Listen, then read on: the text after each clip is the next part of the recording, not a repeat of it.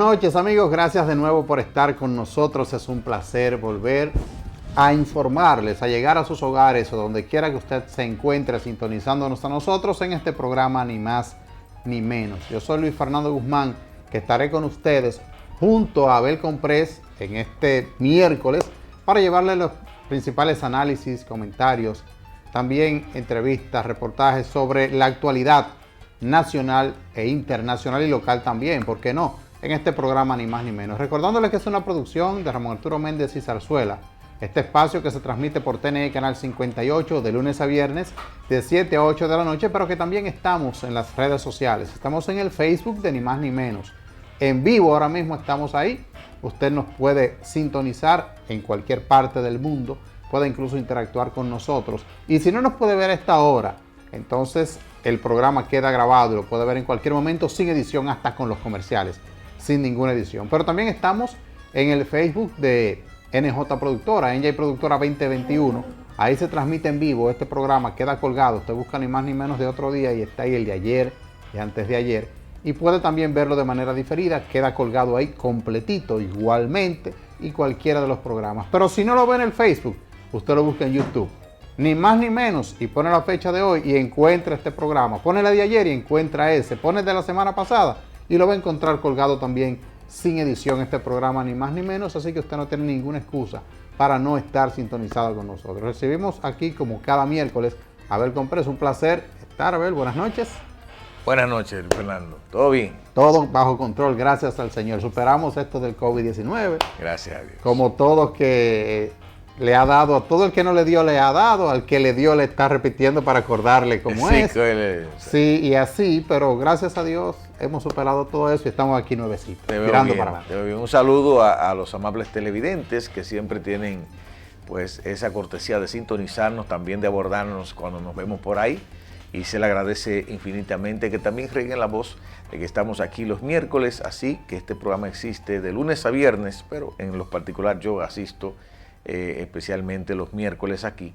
Y bueno, Luis Fernando está ocupando el espacio de Arturo, pero no importa, igual nos llevamos de bien y la pasamos súper chévere aquí, entre los comentarios que hacemos, ese tipo de cosas, y siempre lo hacemos desde nuestra óptica, obviamente, desde nuestra convicción de las cosas. Usted quizás está de acuerdo con algunas, con otras quizás no, pero la idea es que nosotros tengamos una idea clara de hacia dónde vamos y no manipular las informaciones, como lo hacemos siempre aquí, muy responsablemente, que damos la cara a ustedes y agradecemos siempre su sintonía. También desearle, antes de iniciar con el contenido, que si ya cenaron, buen provecho. Si van a cenar, buen provecho y sigan ahí. Bueno, vamos a iniciar inmediatamente con este tema. Comenzamos a hablar de lo del COVID-19 y todo gira en torno a eso. Ahora las clases no comenzaron este año, no se reiniciaron el año escolar de manera presencial, porque hubo un encontronazo entre la ADP, entre el Ministerio de Educación. Ustedes saben que el encontronazo es político. La ADP, por lo menos la cabeza, la maneja una seccional del PLD, es decir, pertenece al PLD. Y el Ministerio de Educación es el partido oficial, que es el PRM. Hubo un encontronazo que no había condiciones, dice la ADP, para hacerlo de manera presencial. El MINER dice que sí, mandó a clases presenciales, no se dieron las clases presenciales porque no fueron los maestros. Y se dio una reunión en el día de ayer. Se dio una reunión donde ya se acordó que se va a regresar a las clases presenciales en la República Dominicana, en el sector público. Miren por qué se da esto. Miren. Lo primero es que si el Ministerio de Educación, porque ese es el problema de manejar las cosas de forma política, pero de parte y parte. Si el Ministerio de Educación, antes de iniciar el año escolar, hubiera tomado en cuenta, para sentarlo al lado ahí, a la ADP, miren, vamos a hacer esto, vamos a iniciar el año con esto y esto, y la ADP le dice, mire, y ve, por lo menos ve participación, reinicia el año escolar de manera presencial, seguro. No lo hizo midiendo fuerzas, pero ahora, cuando la ADP llama que no asistan los profesores, no asistieron, la gran mayoría en el país no asistió. Sin embargo, ya a nivel nacional, como las seccionales fueron ganadas El Comité Ejecutivo Nacional lo ganó la facción del PLD, pero las seccionales, la mayoría en el país, la ganó los que responden al PRM. Y ya la orden se le estaba cayendo al Comité Ejecutivo Nacional del ADP.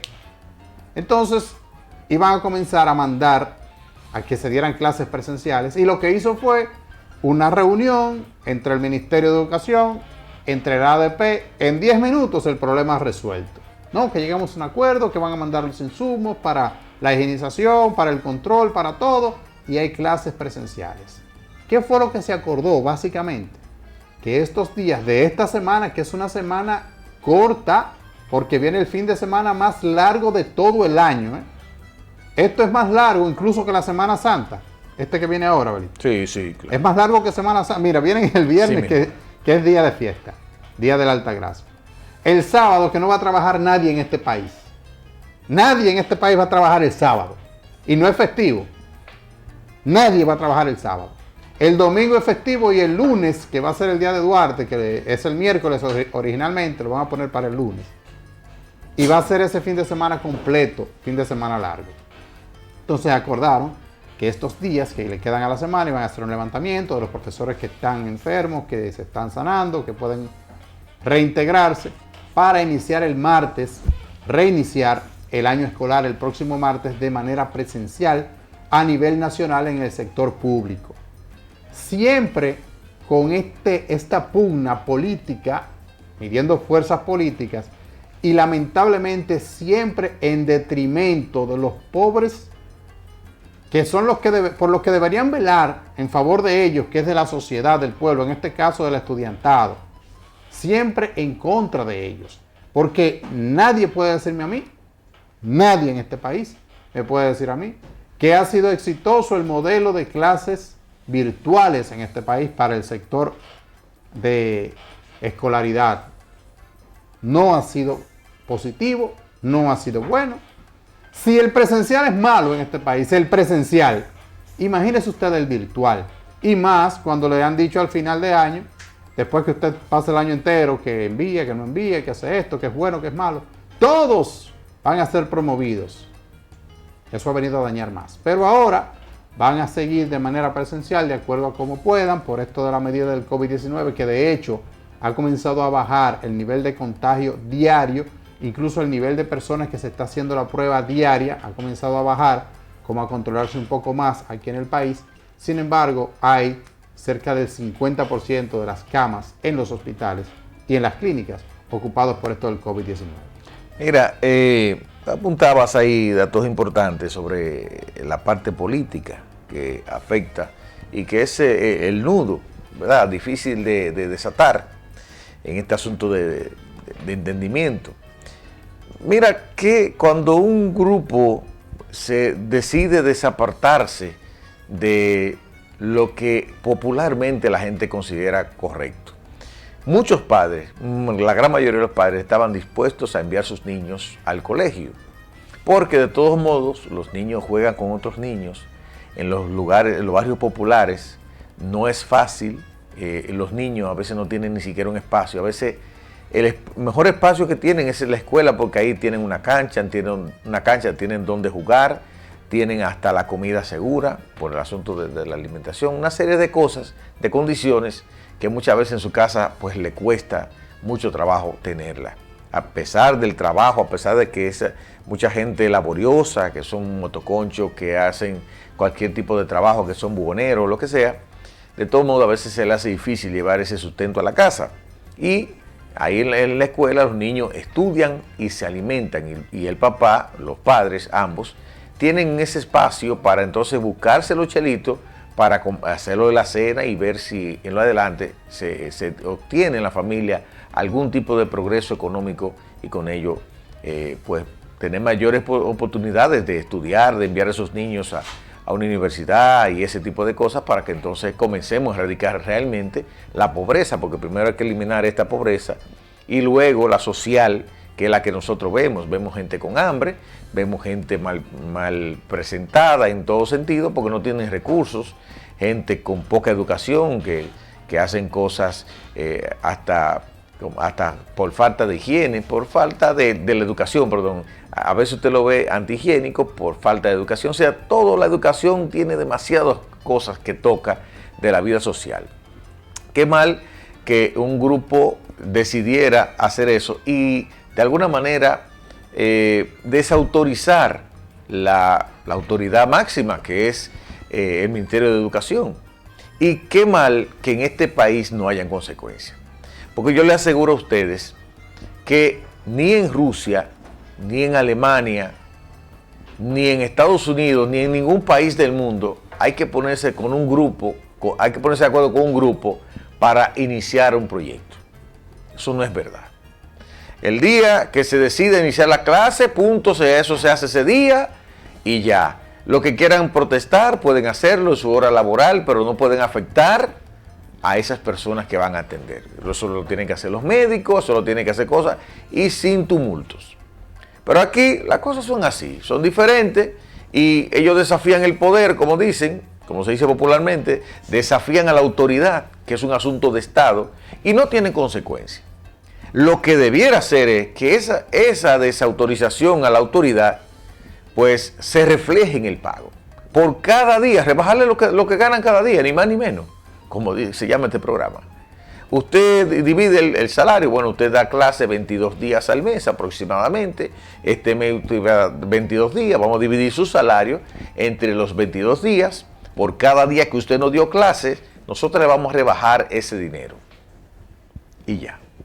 Automáticamente, el Estado se ahorra un dinero y le pone a pagar consecuencias a gente que no le importa estar en su casa, porque en la otra semana estábamos hablando aquí de que se dijo que habían 10,000 contagiados. No fue dando clases, no fue los profesores asistiendo a las clases. Esos profesores, esos 10,000 que dijeron que habían, que de hecho no están las pruebas todavía de que habían 10,000 o cerca de 10,000, esos profesores se contagiaron en lo que hoy se denomina el teteo. En la compartidera, en el puerco asado, en el moro, ahí fue que se contagiaron. Pero ahí no había problema de asistir porque eso era un momento de, ¿verdad?, de relajación, un momento de recreo. Pero para la clase no, para la clase estamos enfermos y estamos indispuestos y no podemos arriesgar nuestra vida, pero esa misma gente, usted lo ve en los bares, usted lo ve en la cafetería, usted lo ve tomando cerveza, muchas conversaciones y no pasa nada. Y no pasa nada. Entonces, lamentablemente, las partes políticas, que yo estoy de acuerdo que siga de alguna manera el sistema político nacional, siga mejorando cada día, que no desaparezca, como mucha gente dice, no, los políticos son una gran M. Sí, quizás lo sean, pero yo prefiero, aunque distorsionada, aunque deteriorada ese sistema de política nacional, prefiero eso a que no lo haya. ¿Por qué? Porque cuando se cae el sistema de partido, cuando las políticas, los partidos colapsan, entonces socialmente no tenemos cabeza, no tenemos nada y entonces ahí vienen los estallidos sociales y viene donde nada cuesta nada, donde el Estado mismo no tiene valor. Donde el dinero que usted tiene no sirve para nada. Veámonos en el espejo de Argentina y otros países que han tenido crisis sociales, donde la gente pierde todo, no hay dinero. Usted tiene dinero, pero ¿para comprar qué? Porque eso no tiene ningún aval. El dinero es un papel que usted le da el valor, ¿verdad? Un Estado le da el valor. Entonces la gente tiene que dolarizarse en ese sentido, para poder mantener una economía y poder comprar bienes y servicios. Pero si esa cadena no continúa, esos bienes y servicios se agotan. Por eso es importante que en los países, sobre todo nuestra democracia, en América Latina de manera general, que son débiles todas, pues se mantengan ahí, aunque sea, como dicen, gateando, pero con miras a mejorar el sistema de partido. Y los políticos, todos no importa el partido que pertenezcan, todos los políticos o partidos deben unirse en busca de soluciones, no de crear nuevas. No de crear nuevas crisis, no de vamos a echarle pasta a este sancocho, una pasta de jabón a este sancocho para dañarlo porque este es mi enemigo político. No vamos a hacerlo así porque un partido, si quiere llegar al gobierno, necesitará un país viable.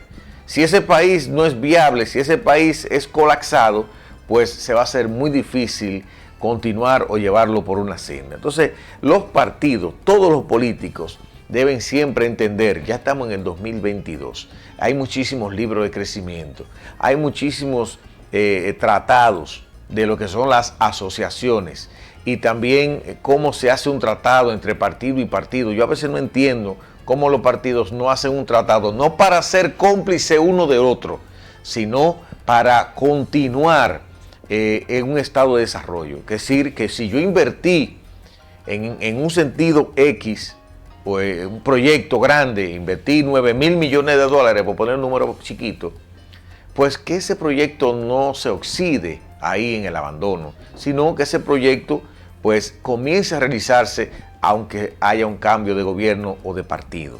Entonces, como a veces vivimos en un tiempo posmoderno, pero más sin embargo tenemos una cultura de atrás. Tenemos un sistema de partidos y de políticos, los políticos en sentido general, que están mirando hacia atrás, que toman de ejemplo el pasado para aplicarlo en el presente y no toman la actualidad misma, lo que ha funcionado en los países desarrollados y los mejores tratados que están ahí. Usted busca en Google los mejores tratados y usted va a encontrar un resumen de muchísimo valor.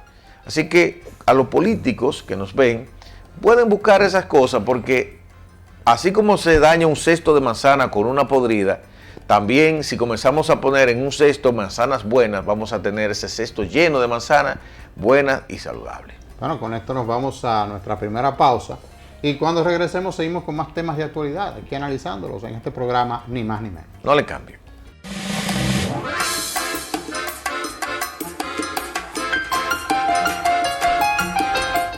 Continuamos en Ni Más Ni Menos, gracias por permanecer con nosotros. Hay un tema que yo hablé el lunes, comencé a hablar el lunes, pero como el presidente habló hoy de ese tema que está en España, quiero que sigamos tocando el mismo, porque hay que adentrarse en él para poder conocerlo.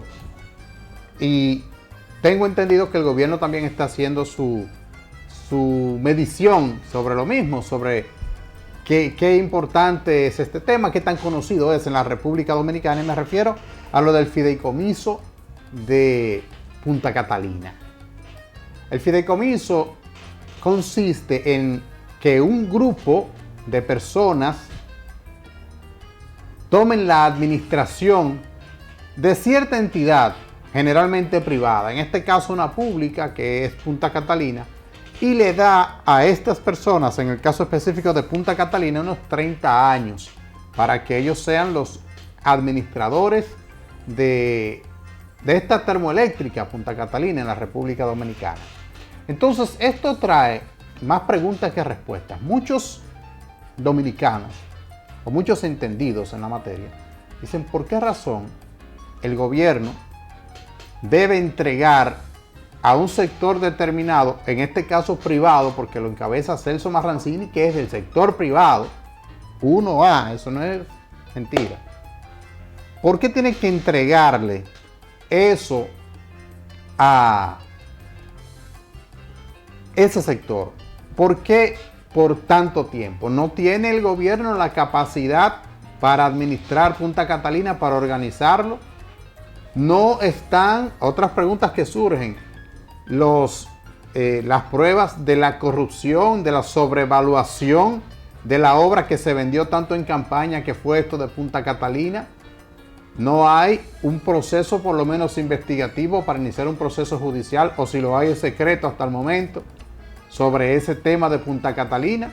Ahora ponen esas personas ahí y es porque el Estado dominicano como tal no tiene la capacidad para administrar y llevar a buen rumbo esto de Punta Catalina, esta termoeléctrica, la principal de la República Dominicana, la más costosa en la historia también de la República Dominicana. Y esto ha llamado más a preguntas que respuestas, esta situación de que el gobierno dominicano decidiera entregar un fideicomiso para la administración por 30 años, con algunas contradicciones que resaltaba precisamente el propio Ramón Arturo Méndez en la misma ley, y donde obviamente la oposición ha venido a sacarle punta a esto, a querer satanizarlo, como se satanizó una vez, siendo el oficialismo la oposición, esta termoeléctrica Punta Catalina, la construcción de la misma y el financiamiento de la misma y todo eso. Y el presidente desde España hoy da un espaldarazo diciendo, pero yo no entiendo por qué el escándalo, por qué la sorpresa, si eso es lo más normal que se haga, y está cumpliendo obviamente con la ley, porque con una ley eso tiene que pasar por el Congreso Nacional, para que sea administrada por este grupo de personas, para que en lo adelante sean los que decidan lo que se va a hacer ahí en la termoeléctrica Punta Catalina. Y me refiero a este tema precisamente porque el presidente fue abordado por unos periodistas allá en España, donde está en Fitur, y él dijo esto, él dio estas declaraciones y dijo, pero Punta Catalina no era nada.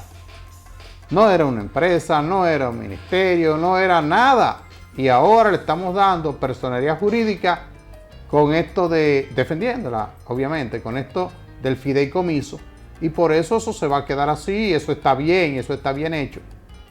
Algunos esperan que cuando el presidente regrese de España, pues reconsidere esta decisión de crear ese fideicomiso con Punta Catalina, que lo reconsidere, pero al parecer el presidente está no solo decidido, sino convencido de que eso es lo correcto para poder echar para adelante a Punta Catalina. Ha dicho también el presidente que no se va a vender. Y no se va a vender a precio de vaca muerta, ni tampoco se va a regalar prácticamente al sector privado, que no, es para que la administren y eso sigue y seguirá siendo del Estado Dominicano. Dice que eso es lo que dice el gobierno, eso no implica una privatización. No lo implicará per se, sin embargo, quienes los que están administrando ahora, o se pretende que administren ese fideicomiso, son todos del sector privado, ni siquiera responden al gobierno dominicano, ni a este, ni al que esté de turno, porque tienen los derechos durante 30 años. Ese fideicomiso de Punta Catalina. Eso ha estado en el tapete, es algo que no se ve necesario. Podría, asimismo como en el caso de las EDES, podría conformarse un gabinete, eso quiere decir, de gobernanza en el sentido de Punta Catalina. Realmente habría que ver ya más adelante la visión de Luis Abinader, digamos, porque esta, como dicen, es la avanzada. Lo que sale crudo, nos enteramos más de lo que sale en la prensa, pero en la prensa no sale toda una sola línea de verdades o de mentiras, sino que sale mixta, salen algunas cosas, y como que a pesar de que el documento es público y todo está ahí, realmente la decisión del presidente y de hecho los diputados y senadores que van a manejar el proyecto, como que todavía quizás le falta una explicación a este pueblo dominicano que quiere que después que eso salió por tanto dinero, pues sencillamente que eso dé algunos frutos positivos y no regalárselo a un grupo de empresarios como se ha dicho. Hay que ver cuál es realmente, digo yo, la visión, el por qué no se puede administrar públicamente, cuál es el problema, por qué no hay técnicos, no hay gente del sector privado que le interese trabajar con el Estado, de hecho con un contrato y qué sé yo. O sea, yo entiendo que un hombre honesto, un hombre serio, lo es en el sector privado así como lo debe hacer en el sector público, aunque lamentablemente las experiencias, Luis Fernando, que tenemos son desgarradoras. Muchísima gente han pasado la vida entera siendo considerados honestos, llegan al tren gubernamental y en poco tiempo lo ve usted que compran una casa que usted dice, pero ven acá, ¿y cuánto es que gana mensual? Y una jipeta, y qué sé yo cuánto, y una villa, y comienzan las cosas así. Entonces, eso quizás es lo que se quiere evitar, pero no le podemos mandar a la vaca para plantárnosle al toro. O sea, porque hay que ver cómo entonces se toma una decisión que sea la más correcta posible, y entiendo que quizás en la misma cámara, en las mismas cámaras, tanto de diputados como de senadores, se le podría sacar filo a esto, y con tantas personas que ya conocen leyes, que conocen proyectos, yo me imagino que no solo se tratará de levantar la mano en votar a favor o en contra, sino de exponer algunas razones del porqué, y con ello edificar para que el pueblo lo comprenda o para que el pueblo lo castigue, porque es así, ¿verdad? Para que el pueblo acepte, comprenda y acepte, o para que el pueblo repudie esa decisión, porque es así que la cosa. Mira, en otro orden de ideas, pero siguiendo también con la política y gubernamental y del propio PRM, salen unas declaraciones de nuevo. Ha sido coherente con esto, no quiero decir que sea correcto lo que diga, pero ha sido coherente el expresidente Hipólito Mejía diciendo que a los expresidentes no se le debe tocar, estoy hablando de la justicia, no se le debe tocar a los expresidentes.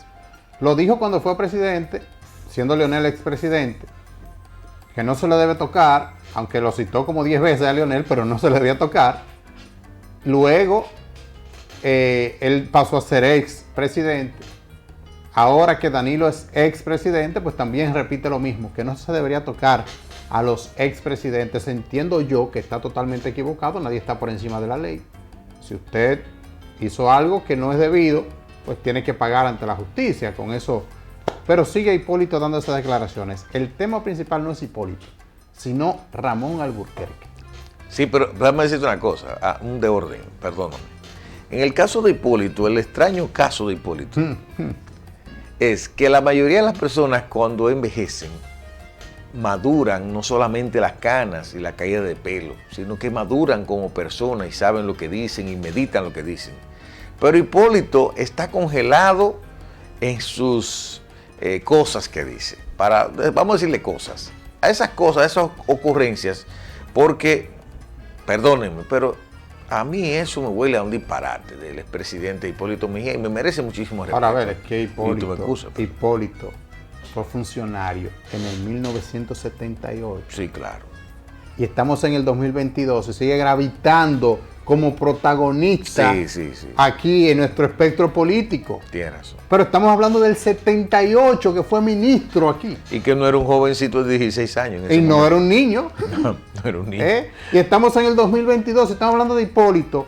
Que no es Hipólito. ¿Quién es Hipólito? Hipólito está hablando de un expresidente de la República. Claro que sí. Es una figura de primer orden en el plano político dominicano. Claro que sí, claro. Todavía en el 2022. Sí. Es que aquí no aquí reciclamos, es que buscamos. Por Dios, Está como los pinches que cuando los pinches están descontrolados, que se relevan ellos mismos. Ajá. Así está Hipólito. Imagínese, y todavía ahorita sale que voy a aspirar, no, que estoy buscando, espérate. Ya no puede. ¿Y Alburquerque entonces? ¿No? Mira, Alburquerque ha venido haciendo un trabajo dentro del PRM que es el de yo soy la oposición desde dentro. Por ejemplo, Guido Gómez Mazara ha hecho un trabajo de ciertas críticas al gobierno que se pudieran llamar críticas constructivas. Por ejemplo, yo te puedo decir a ti, mira, Abel, ese comentario que tú hiciste, pudieras hacerlo de esta manera. Sí, claro.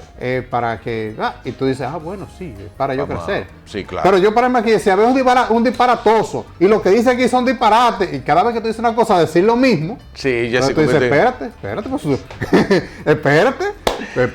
Entonces, así está Alburquerque con este gobierno. Claro. Alburquerque se para en dos pies y el gobierno toma una decisión y Alburquerque se para. La critica, la que sea. Y no a criticarla, no. Sí. Le saca datos, le busca. Él lo fabrica. Le busca todo al gobierno. Entonces, ¿qué pasa?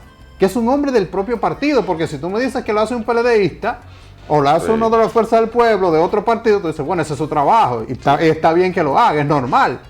Pero una persona de adentro y cada decisión que toma el gobierno, y si no toma ninguna, entonces comienza a decir, dijeron que era cambio y esto no es un cambio nada. ¿Qué? Sin tomar ninguna. Sí. Pero tú sabes dónde nace el asunto de Alburquerque. ¿Dónde nace? Alburquerque quería un cargo. Un carguito. Específicamente un cargo. Un ministerio. Un cargo específico. Uno de industria y comercio y cosas de eso. Tiene que ver con minería. También. Sí. Él quería ir porque, ¿verdad? Él parece que, no sé, tiene muchos amigos ahí, o no sé. El caso es que él conoce o le gusta ese. Okay. Él quería eso y no lo complacieron. Lo que él quería no fue complacido. ¿Por qué? Bueno, decisión del presidente y los asesores. Hay que ver si había otra persona con más capacidad. Hay que aclarar algo.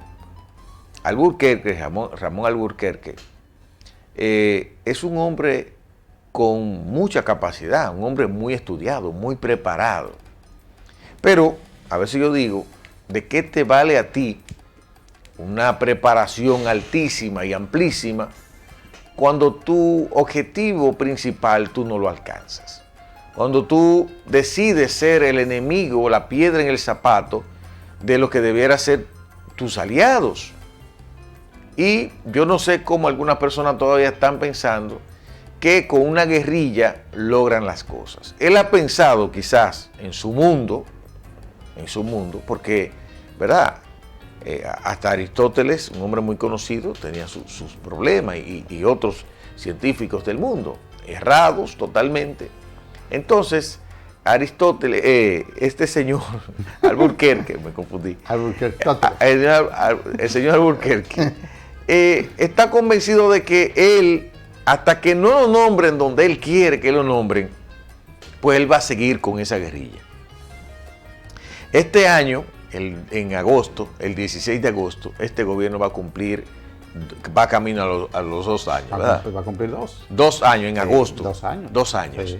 Alburquerque lleva 1 año y... Porque yo me gobierno. No, porque él empezó como mes y medio después. Sí. como más o menos, vamos a decir agosto, septiembre, más o menos a principios de octubre. Él rechazó un nombramiento. Le dieron un nombramiento y lo rechazó. Porque no quería ese nombramiento, él quería un nombramiento específico. No fue eso lo que hablamos, le dijo al presidente públicamente. Sí, no, eso no fue lo que hablamos. Entonces, ahí que viene el punto. Y entonces, te aclaro esto.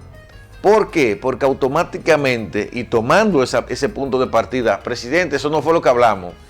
Todo lo que dice, de ahí en adelante, todo lo que ha dicho de aquí en adelante se cae, porque es un asunto de una persecución a su nombramiento, a su cargo, como decía una persona que yo conozco, lo mío, buscándose lo de él, eso es todo. A él no le importa si ahora mismo lo complacieran a él, al señor Alburquerque, sencillamente él va a estar de acuerdo con todo. Él va a estar de acuerdo con todo porque esa guerra es porque a él no lo complacieron con el cargo. ¿Por qué razón? Bueno, hay muchísimas cosas que yo no conozco y esa es una de ellas. Que no conozco el por qué no nombraron. Si yo pudiera decir, presidente, ¿pero por qué? ¿Por qué no lo nombra? Para por lo menos callarlo por un par de meses.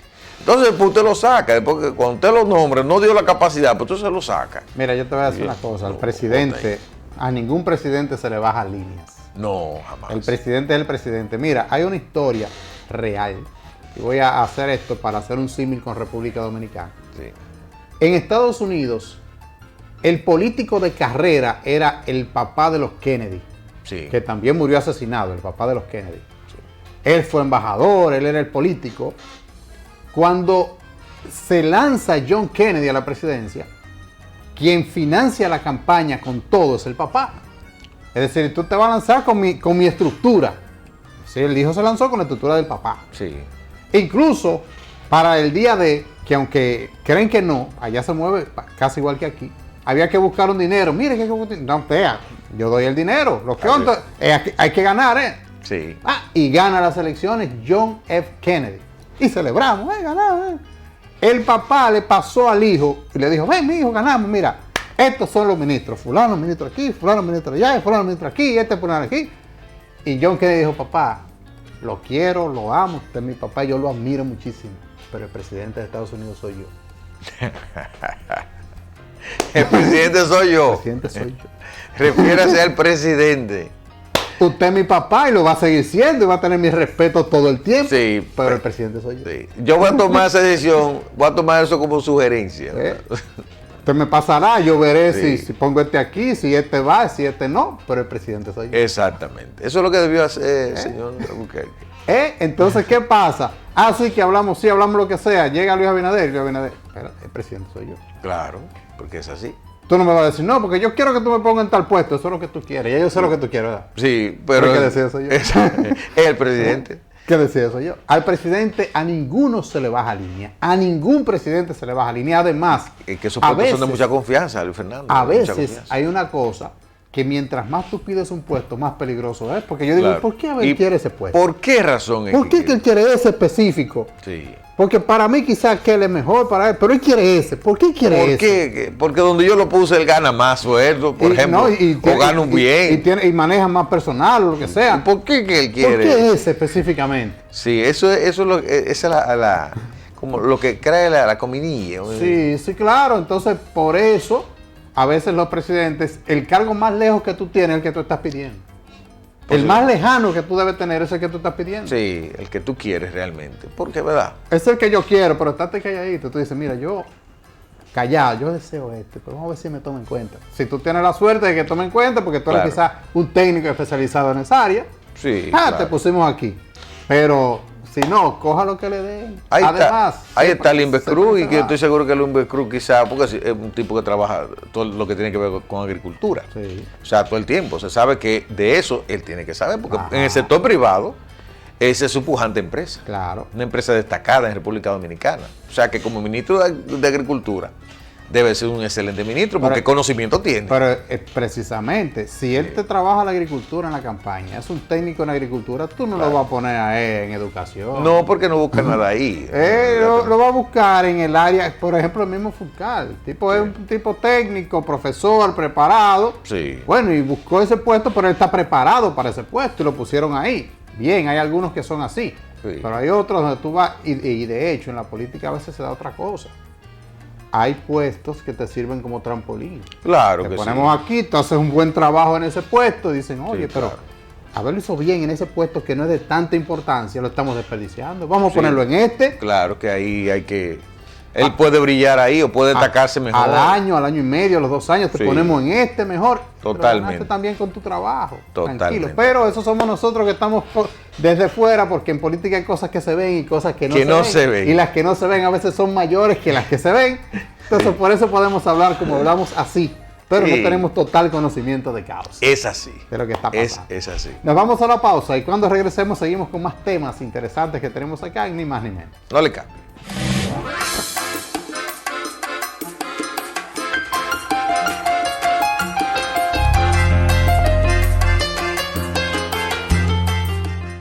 Continuamos aquí en Ni Más Ni Menos. Gracias, como siempre, por permanecer con nosotros. Tenemos que tocar el tema de los combustibles en la República Dominicana. Miren, los combustibles siguen subiendo porque nosotros no producimos petróleo. El petróleo sigue subiendo a nivel internacional. Hoy se refirió José Ignacio Paliza a ese tema porque lo abordaron y le dijeron, le reclamaron, ¿por qué usted no se refiere al tema de los combustibles? Usted que era tan activo anteriormente. Y Paliza le dijo, cuando llegamos en el 2020, encontramos el barril a $40. Hoy está a más de $82 el barril. Más del doble de lo que lo encontramos nosotros. Y por eso el petróleo ha estado subiendo, el barril no, el derivado del petróleo ha estado subiendo en la República Dominicana porque no producimos combustibles. El presidente dijo que ya se iba a desmontar el subsidio que tenía el gobierno porque era insostenible para mantener los precios semanales. Miren cuál era el subsidio. Hay un subsidio a las empresas, hay un subsidio a los transportistas y hay un subsidio que es el que le dan a la ciudadanía, que por ejemplo hay que subirle 10 pesos a los combustibles, le suben 5 y el gobierno asume 5. Subsidio así. Te dice, pero bueno, pero es un subsidio, 16 mil millones de pesos, dijo el presidente, que se iban ahí, aunque se fueron ahí, que no es sustentable para el gobierno. ¿Qué quiere esto decir? Inmediatamente esta semana subió de 2 a 5 pesos los combustibles, comenzando con el GLP. Las gasolinas, el gasoil, subió. Ya algunos transportistas han implementado un aumento en el pasaje en varias rutas urbanas e interurbanas. Si continúa subiendo, no solo los transportistas, sino también las personas que trasladan los productos. Eso se refleja en los diferentes productos de primera necesidad también y otros productos en el país. Y todo va a comenzar a subir. Eso es lo que dijo Paliza desde España también, cuando fue abordado sobre este tema de los combustibles, que se está pagando el doble de lo que se estaba pagando cuando llegaron al gobierno y que ahora por eso los combustibles no pueden bajar jamás en la vida, pero no ha habido ningún movimiento ni tampoco se ha implementado la famosa fórmula. No. Tú sabes que el tema de los combustibles hace un tiempo se desplomaron, recuerda que se Sí. desplomó una semana. Sí. Solamente eso fue porque Estados Unidos amenazó con usar la reserva. Pero estos países, esta geopolítica, este espacio muy corto lo que nos queda para explicar un poquito sobre eso. Estos países desarrollados, estas grandes potencias, manejan un monto muy alto de compra y de venta. Cuando ellos logran que baje $1 el barril, se ahorran porque manejan muchos millones de compra y también muchos millones de barriles de venta. Si es demasiado la venta, es demasiado la compra. Cuando ellos dicen que van a usar la reserva, Estados Unidos se dice que tiene una reserva para más de 10 años sin comprar petróleo, que tienen un petróleo guardado para más de 10 años, se dice. Eso es lo que han dicho ellos siempre.